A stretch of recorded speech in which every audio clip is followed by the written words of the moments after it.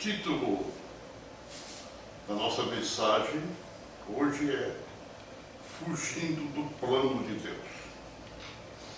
Para tanto, vamos ler no livro de Jonas, capítulo 1, verso 1, 2 e 3. E veio a palavra do Senhor a Jonas, filho de Amitai, dizendo: levanta-te, vai à grande cidade de Nínive e clama contra ela, porque sua malícia subiu até a mim. E Jonas se levantou para fugir de diante da face do Senhor para Tarsis. E descendo a Jope, achou um navio para Tarsis. E pagou, pois, a sua passagem e desceu para dentro dele, para ir com eles para Tarsis, diante da face do Senhor.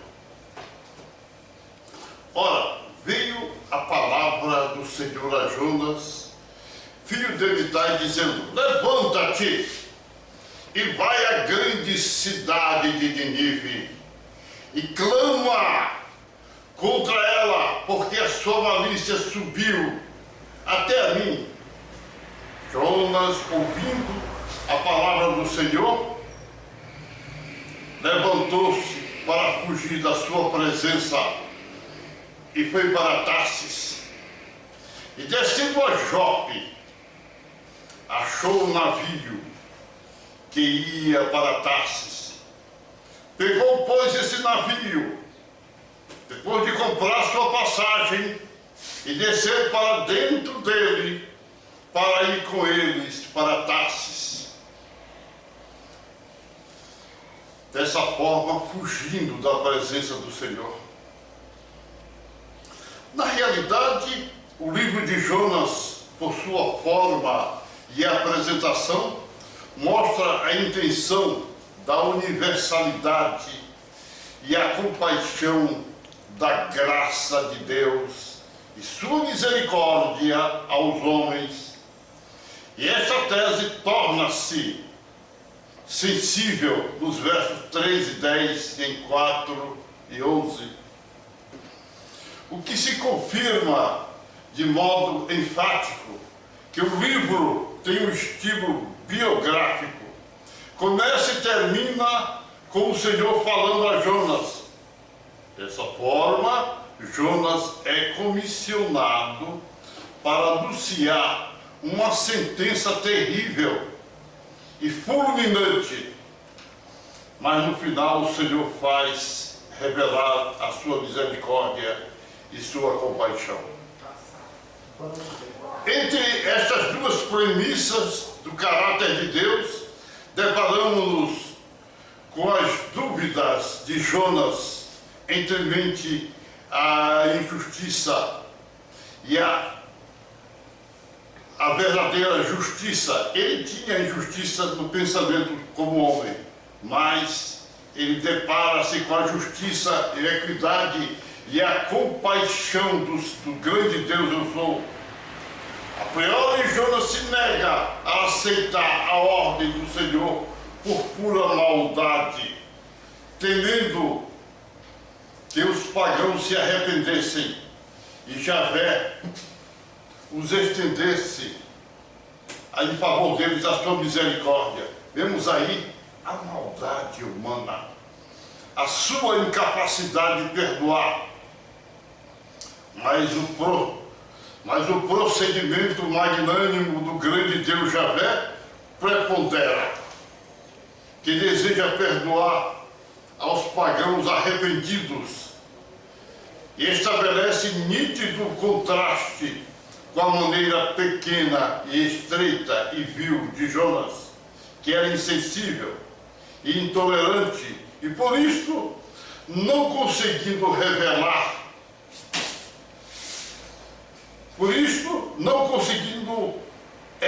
também relevar a maldade dos seus semelhantes. Por outro lado, insta-se outra faceta de Jonas: desobedecer. Coisas insuportável perante o grande Deus Javé. O Senhor lhe falou: levanta-te e vai à grande cidade de Nínive e clama contra ela, porque sua malícia chegou até a mim. Jonas, pensando apenas em sua honorabilidade, não querendo o bem dos seus semelhantes, resolveu coisa diferente.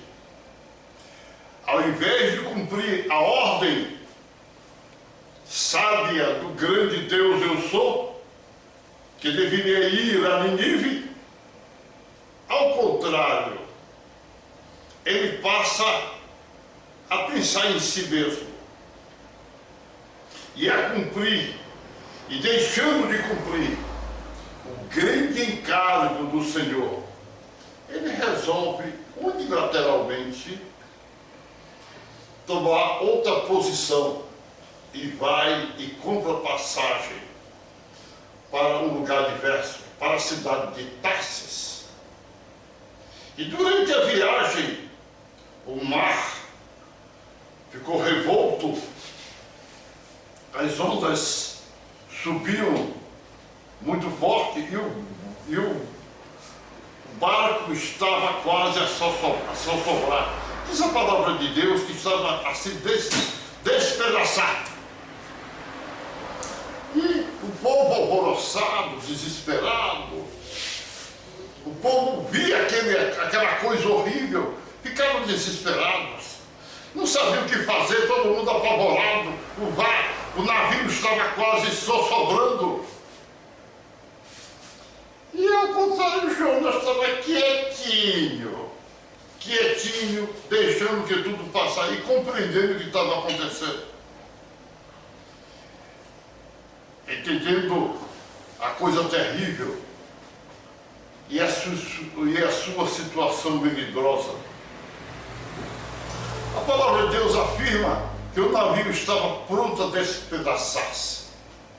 No meio, as lamúrias dos marinheiros, e cada um clamava ao seu Deus pedindo socorro,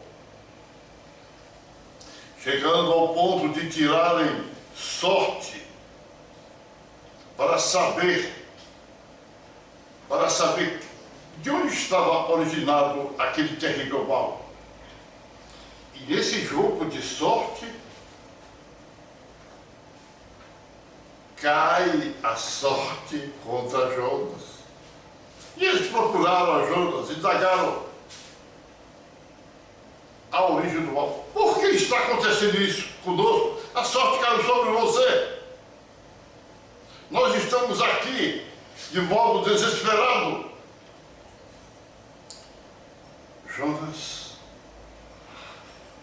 depois de indagado, confessou aos estranhos o seu grande erro e ele mesmo deu contra si a sua sentença. Levantai-me e lançai-me ao mar, e o mar se vos aquietará, porque eu sei que por minha causa vos sobreveio esta grande tempestade. Olha, amigo, se Deus requerer algo de ti, obedeça. Muita gente anda por aí em situações difíceis, com enfermidade, depressão, até loucura, porque desobedeceram a Deus. Se o Senhor te ouviu, e se Ele te enviou para fazeres algo, não adianta mudares o itinerário, pegando o navio para Tarsis.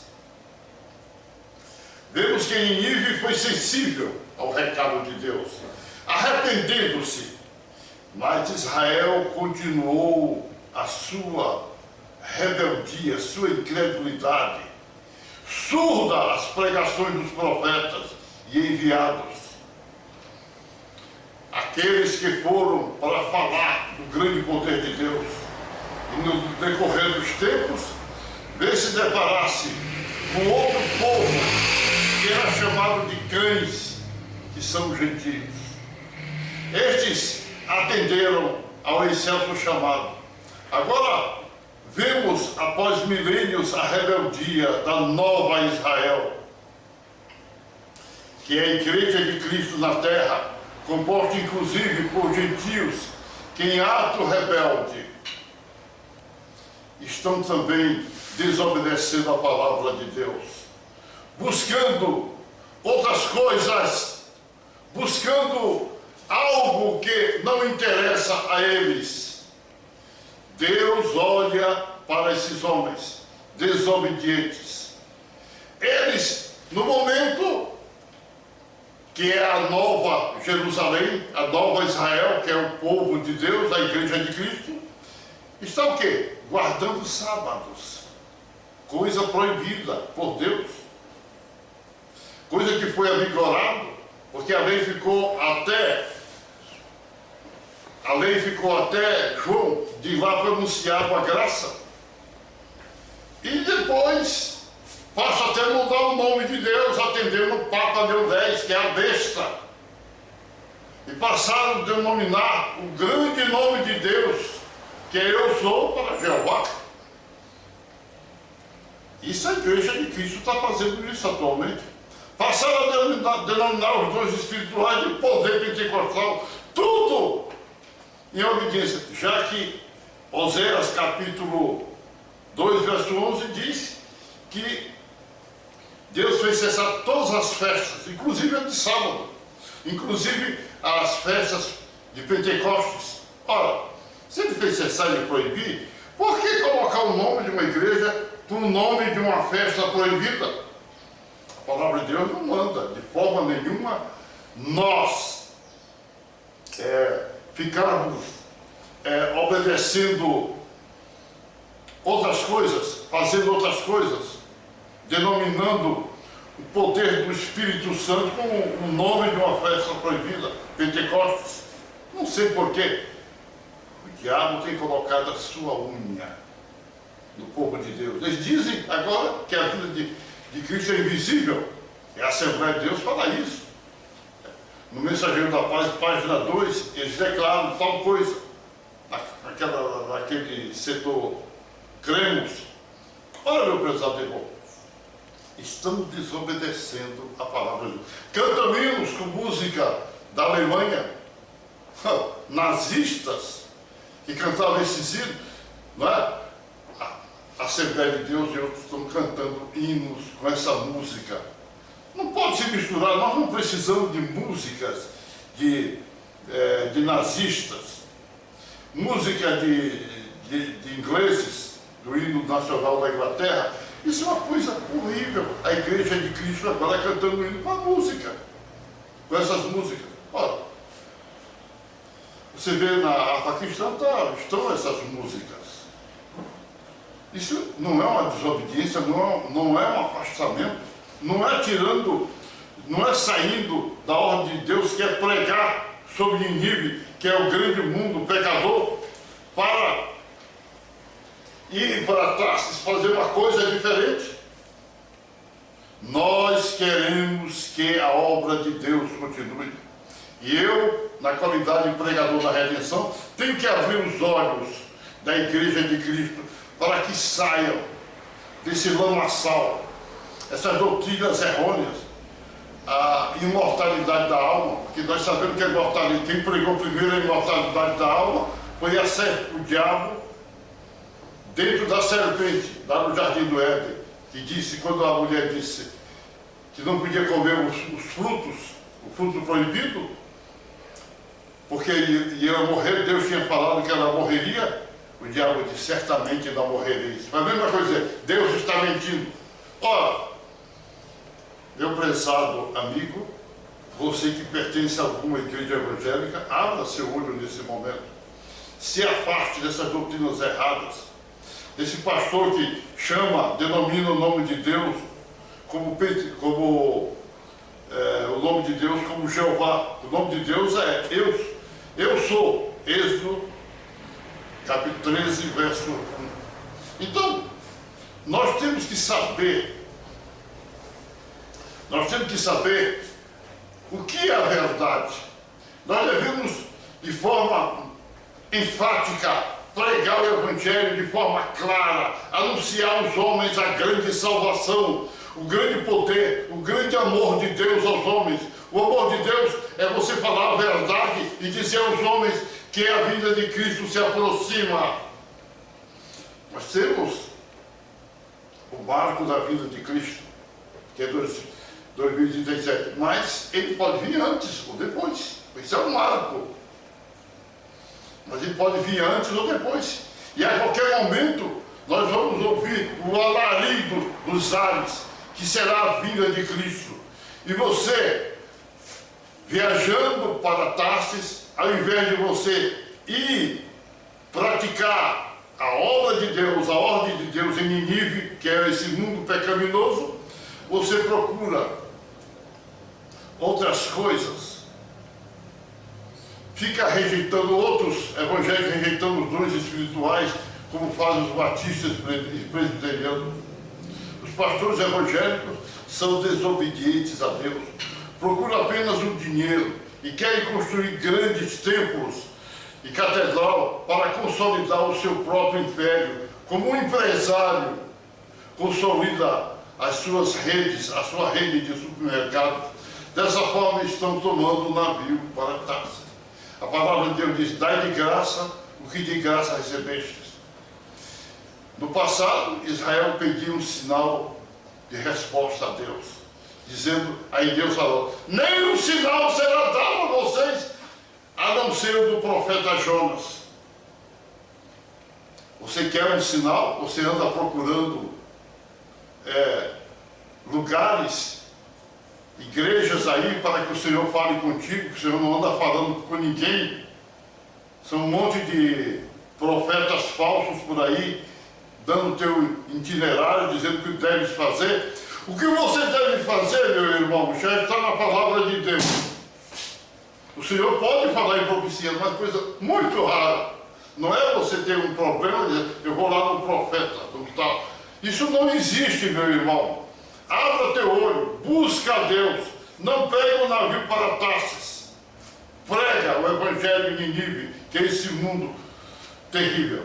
Senhor abençoa esses irmãos. Venham aqui, vocês querem receber a bênção de Deus. Senhor, faz a tua obra nessas vidas. Cobre-os com teu sangue. Amém, amém, amém.